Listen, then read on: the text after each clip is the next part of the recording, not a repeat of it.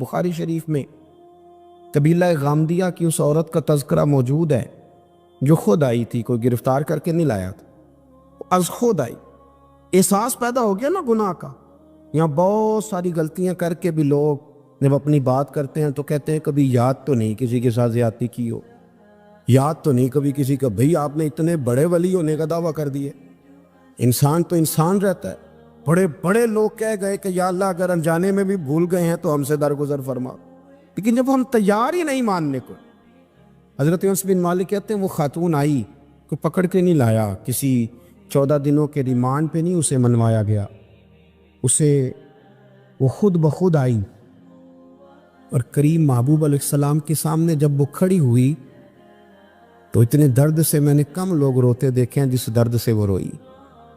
عرض کرنے لگی حضور میں غلطی کر بیٹھی ہوں، مجھ سے زنا ہو گیا، مجھے پاک کر گئے۔ تو محبوب کریم علیہ السلام نے فرمایا تو کیسے ثابت کرے گی تو نے گناہ کیے؟ یعنی مجرم کو ثابت کرنا پڑ رہا ہے کہ میں گناہ گار۔ یہ وہ کمال ہے کہ انسانوں کو احساس ہونے لگے کہ یہاں ہم غلط ہیں۔ جب اعتراف جرم ہوتا ہے، جب بیماری کی تشخیص ہوتی ہے تو پھر اس کا علاج بھی ہو جاتا ہے۔ حضرت انس بن مالک کہتے ہیں وہ عرض کرنے لگی حضور میرے پیٹ میں ناجائز بچہ ہے۔ حضور نے فرمایا جا جب بچہ پیدا ہو تو پھر آنا۔ وہ 8 ماہ کے بعد آئی تو اس کی گود میں پھول سا بچہ تھا۔ حضور نے فرمایا واپس جا، جب روٹی کھانے لگ جائے تو پھر آنا۔ وہ 2 سال 2.25 سال دودھ پلاتی رہی، پھر جب آئی تو بچے کے ہاتھ میں روٹی کا ٹکڑا تھا۔ کریم محبوب صلی اللہ تعالی علیہ وسلم سے آ کے جب اس نے بات کی تو وہ درد سے روئی، کہنے لگی یا رسول اللہ 3 سال ہونے کو ہیں، میں نے گناہ کیا ہے، میں ساری رات سو نہیں پاتی۔ حضور تڑپتی اگر اس حال میں مر گئی تو اپنے رب کو کیا منہ دکھاؤں گا، مجھے پاک کر دے، میرے حال پہ رحم فرمائے۔ محبوب کریم صلی اللہ علیہ وسلم نے بچہ ایک صحابی کو دیا، فرمایا بچوں کی طرح پالنا، اور کہا اسے لے جاؤ، پتھر مار مار کے اسے سنسار کر دو۔ صحابہ کہتے ہیں اسے پتھر لگ رہے تھے اور حضور بے چینی کے ساتھ ٹہل رہے۔ آ کے خبر دی حضور وہ تو وصال کر گئے، انتقال ہو گیا۔ فرمایا یہاں تک تو بات اس کی تھی۔ حضرت انس بن مالک کہتے اب محبوب کریم نے صحابیات سے فرمایا اسے غسل دو، کفن پہناؤ، جنازہ تیار ہو جائے تو مجھے خبر کرنا۔ حضرت انس بن مالک کہتے ہیں غسل ہوا، کفن ہوا، جنازہ تیار ہوا تو حیران ہم تب ہوئے جب میرے محبوب نے فرمایا صفے بناؤ، میں خود جنازہ پڑھاؤں گا، میں خود جنازہ پڑھاؤں۔ اور سرکار نے جنازہ پڑھایا تو ایک شخص کی زبان سے نکلا حضور اس ملعون کا معاذ اللہ جنازہ جس نے ناجائز بچہ جنا، اس کے لیے آپ دعا کر رہے ہیں، جنازہ پڑھا۔ حضور فرمانے لگے خاموش ہو جاؤ، تم نے گناہ دیکھا ہے اس کا احساس نہیں دیکھا، تم نے غلطی دیکھی ہے لیکن اس کی توبہ کا انداز نہیں دیکھا۔ اور صاحب کنز العمال نے یہ لفظ نقل کیے ہیں کہ کریم محبوب فرمانے لگے اس نے تو ایسی شاندار توبہ کی ہے کہ اگر میں اپنی ساری امت میں بانٹ دوں تو اللہ سب کی مغفرت فرما دے گا۔ احساس جب پیدا ہو جاتا ہے نا اپنے دل کے اندر کہ یہاں میں غلط ہوں، ان العبد اذا اعترف ثم تاب تاب اللہ علیہ او کما قال نبی صلی اللہ علیہ وسلم، رواہ مشکات۔ حضور نے فرمایا جب کوئی بندہ کہتا ہے نا اللہ میں بھول گیا تھا، اور پھر وہ توبہ کرتا ہے تو رب اس کی توبہ کو فوراً ہی قبول فرما لیتا ہے۔ حضرت عبداللہ بن حذافہ جہاد کر رہے تھے، روم کے عیسائیوں نے گرفتار کر لیا، 1000 آدمی نے مل کے پکڑا، گرفتار نہیں ہوتے تھے صحابی، 1000 آدمی نے گھیرا ڈالا، گرفتار کر کے لے گئے۔ اور جب بادشاہ کے سامنے گئے تو وزیر کہنے لگا بادشاہ بندہ بڑے کام کا ہے، اگر ہمارے قابو آ گیا تو فائدہ دے گا، صحابی ہیں حضرت عبداللہ بن حذافہ، حضرت فاروق اعظم کا زمانہ ہے، اگر قابو آ گیا تو فائدہ دے گا۔ بادشاہ کہنے لگا کیوں، کیا خوبی ہے؟ کہنے لگے ہم 1000 آدمی تھے، یہ اکیلا قابو نہیں آ رہا، تو 1000 آدمی تھے، اگر ہماری فوج میں شامل ہو گیا تو بہت بڑا جرنیل ملے گا۔ بادشاہ کہنے لگا کوئی مسئلہ نہیں، 2-3 چیزیں ہوتی ہیں بندے کو خریدنے کے لیے، خرید لیتے۔ بادشاہ کہنے لگا عبداللہ جتنی دولت تجھے چاہیے میں تجھے دے دیتا ہوں، میرے لشکر میں آ جا، معاذ اللہ اسلام چھوڑ دے۔ حضرت عبداللہ بن حذافہ کیا فرماتے ہیں بڑا تو بیوقوف ہے، میں نے دولت کمانی ہوتی تو مدینے میں بیٹھ کے تجارت کرتا، میں دولت کمانے نہیں نکلا، میں تو رسول اللہ کی رضا کمانے کے لیے نکلا ہوا ہوں۔ دولت کمانی ہوتی تو کسی مارکیٹ میں ہوتا، میدان میں آنا تو شہادت ہے مطلوب مقصود مومن، نہ مال غنیمت نہ کشور کشائی۔ یہ دولت تو لوٹی ہے رسول اللہ کے دروازے کی، جو تو پیچھے پیچھے پھرتی ہے نبی پاک کے غلاموں۔ یہ کمانی ہوتی تو میں کسی مارکیٹ میں ہوتا، میدان میں تھوڑا ہوتا۔ عبداللہ بن حذافہ سے ایک دوسری چال چلی، کہنے لگے میاں عہدہ جو تجھے چاہیے، میں بادشاہ ہوں، میرے نیچے جو عہدہ تو کہے گا وہ تجھے مل جائے گا۔ حضرت عبداللہ بن حذافہ کہنے لگے شاید تجھے پتہ نہیں میری تعریف کیا ہے، شاید تو جانتا نہیں میری تعریف کیا ہے۔ کہا صاحب کی کیا تعریف ہے؟ کہنے لگے میں رسول اللہ کا صحابی ہوں، اور کائنات میں سب سے بڑا عہدہ مصطفیٰ کے صحابی ہونے کا عہدہ ہے۔ صحابہ وہ صحابہ تھے جن کی ہر صبح صبح عید ہوتی تھی، خدا کا قرب حاصل تھا، نبی کی دید ہوتی تھی۔ فرمایا میں نے حضور کے جلوے دیکھے ہوئے ہیں، مجھے عہدے کی ضرورت ہی نہیں، اور میں نے عہدہ لینا ہوتا تو میں سیاست کرتا، میں تو شہادت لینے نکلا ہوں میدان میں، عہدے کا میں نے کیا کرنا ہے۔ اب بادشاہ کہنے لگا اسے قتل کر دو۔ وزیر کہنے لگا نہیں، ایک بات اور ہے، مجھے ایک چال اور چلنے دو۔ کہا وہ کیا؟ کہنے لگے میری بیٹی بڑی خوبصورت ہے، مجھے موقع دو اپنی بیٹی کو سجا بنا کے، وہ جوان جس کی جوانی اتنی بڑی ہے کہ 1000 آدمی مقابلے میں کھڑا نہیں ہوتا، اس جوان کے کمرے میں رات کی تنہائی میں بنا سوار کے بی بی کو بھیجا۔ وہ بی بی کہتی ہے میں ساری رات بن سور کے اس صحابی کے کمرے میں بیٹھی رہی، لیکن یہ کیا شخص تھا، ساری رات ہی مسلح پہ بیٹھا رہا، ساری رات ہی، کچھ دیر تھک جاتا تو یہ کریم رسول پہ درود پڑھنا شروع کر دیتا۔ بی بی کہتی ہے سحری ہو گئی تو میں نے چھو کے دیکھا کہ انسان ہے کہ جن ہے، یہ بندہ ہے کہ فرشتہ ہے، چھو کے دیکھا۔ کہنے لگے پیچھے ہٹ جا۔ میں نے کہا میں نے تو سنا تھا تو 1000 کے مقابلے میں ہے، اور تو اتنا بے حصہ ہے کہ بنی صبری دلہن بیٹھی ہے، تو نے نظر نہیں کی۔ عبداللہ بن حذافہ، بی بی کہتی ہے نظر پھر نہیں اٹھائی، نظر پھر جھکی ہوئی ہے۔ کہنے لگے بی بی میں مجبور ہوں، اب میرے اوپر کوئی حسن نہیں چلتا، میں نے جلوائے بددہا کا دیدار کیا ہوا ہے، اب میری نگاہوں میں جچتا نہیں کوئی، اس لیے کہ جیسے میرے سرکار ہے ایسا نہیں کوئی، کبھی بھی اب نہیں کسی کا میرے اوپر جادو چلتا۔ میں نے مصطفیٰ کو، اور کہا ذرا پیچھے ہٹ کے بیٹھ، مجھے میرے رسول نے غیر محرم سے بچنے کا حکم دیا ہے، ذرا پیچھے ہٹ کے بیٹھ۔ سحری کا وقت تھا تو بی بی کہتی ہے اس نوجوان کے جملے میرا سینہ چیر گئے، کلیجہ پھٹ گیا، چیخ نکلی، میں کفر کے عالم میں روئی۔ میں نے کہا مجھے بتا تو صحیح، آخر یہ جذبہ کہاں سے ملتا ہے، آخر یہ روشنی تو میں نے دیکھی نہیں، کہاں سے آتی ہے؟ ایک میرا باپ ہے جو بنا سور کے مجھے تیرے کمرے میں چھوڑ گیا، بتلا یہ کہاں سے کیف آتے ہیں؟ عبداللہ بن حذافہ کہنے لگے اگر کیف لینا ہے تو بھی میرے مصطفیٰ کا کلمہ پڑھ جا، آجا دروازے رسول پہ جھک جا، مل جائے گا۔ سویرے دروازے پہ باپ آیا بیٹی سے رزلٹ لینے، دروازہ کھولا تو بیٹی نقاب پہنے باہر آئی۔ باپ کہنے لگا کیا بلا؟ کہنے لگی پیچھے ہٹا، تو غیر محرم ہے، کافر ہے، میں مسلمان ہوں۔ اس نے کہا کیا ہوا؟ کہنے لگی تیرے جیسے کو باپ کہوں، تیرے جیسے کو جو مجھے استعمال کر رہا تھا، میں تجھے باپ نہیں مانتی، میں اب رسول والی ہو گئی، میں حضرت فاطمہ کی کنیزہ ہو گئی، میں اب نبی کریم کی خادمہ ہوں، خبردار میرے قریب نہ آنا۔ یہ داؤ بھی ناکام ہوا۔ اب حضرت عبداللہ بن حذافہ کے سامنے موت کھڑی کی، ایک کڑا میں تیل گرم کیا، کہنے لگے تجھے اس میں جلایا جائے گا۔ حضرت عبداللہ بن حذافہ رضی اللہ تعالیٰ عنہ جب جلنے کے قریب ہوئے تو رونے لگے۔ روم کا بادشاہ کہنے لگا شاید ڈر گیا ہے، کہنے لگے اب سمجھ آئی ہے، اب تجھے پتہ چلا ہے، چلا آ جا۔ حضرت عبداللہ بن حذافہ کہنے لگے تو کافر ہے، تیری کافروں والی سوچ ہے، اس لیے نہیں رویا کہ موت سے ڈر گیا ہوں، میں تو اس لیے رویا ہوں کہ ایک جان ہے وہ نبی پاک پہ قربان ہو رہی ہے، کاش رب مجھے 1000 جان دیتا، میں ساری مصطفیٰ پہ قربان کر دیتا۔ ایک سنار نے گلی میں یتیم چھوٹے سے بچے کو گھومتے دیکھا تو سنار بے اولاد تھا، بچے کو اٹھا کے گھر لے آیا، 18 سال اس بچے کی پرورش کی، اس کو پالا پوسا، جوان کیا۔ سنار کے پاس وہ دکان پہ چلا جاتا، وہ کئی دفعہ دکان پہ رہتا، کئی دفعہ گھر میں رہتا۔ ایک دفعہ وہ دکان پہ تھا، بچہ گھر تھا، 18 سال کا جوان، اس کی بیوی اکیلی تھی۔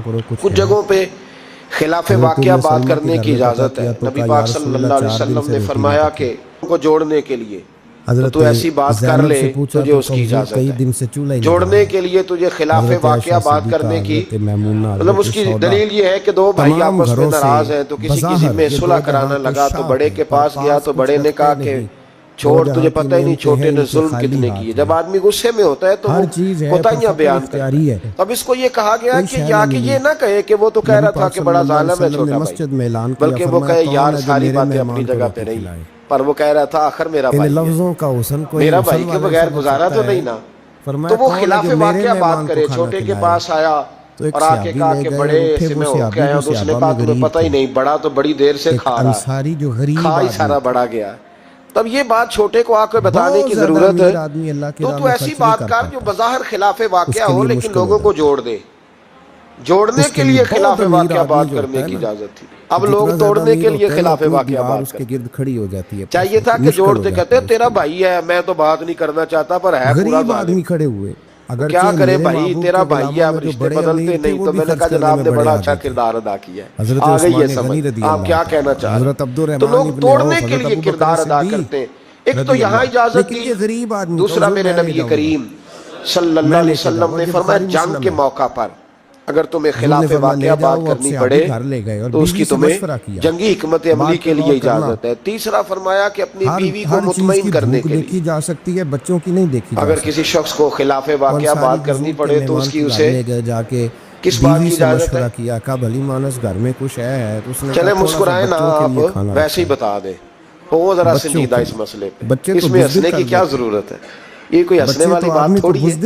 इस पे आप वैसे ही बता दें, लेकिन बीवी से खिलाफ वाक़या बात करें, आप कभी उसको मनाने के लिए कोई ऐसी बात कर दें, लेकिन अगर झूठ का पलंदा उसके सामने भी खोल देंगे ना, और रसूलुल्लाह उसका भी एतमाद जाया हो रसूलुल्लाह के मेहमान के लिए। और मियाँ बीवी का रिश्ता ही एतमाद पे कायम होता है। जब वो समझ जाएगी ना कि मेरे साथ बोलता ही झूठ है, सच बोलता ही नहीं, तो फिर यहाँ भी मामला सही नहीं रहेगा।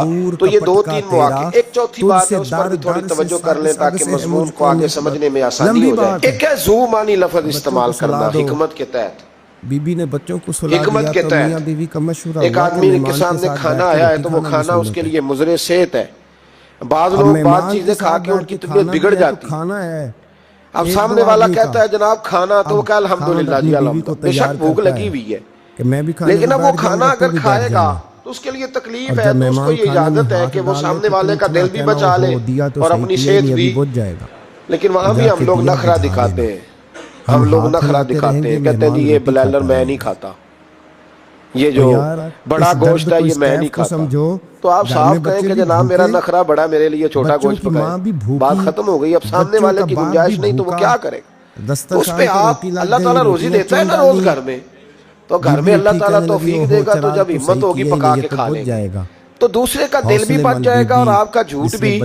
उसकी दलील नबी करीम सल्लल्लाहु अलैहि वसल्लम को हज़रत सिद्दीक़ अकबर मक्के से मदीने लेके जा रहे थे, तो रास्ते में एक शख्स मिला, वो बड़ा दुश्मन था इस्लाम का।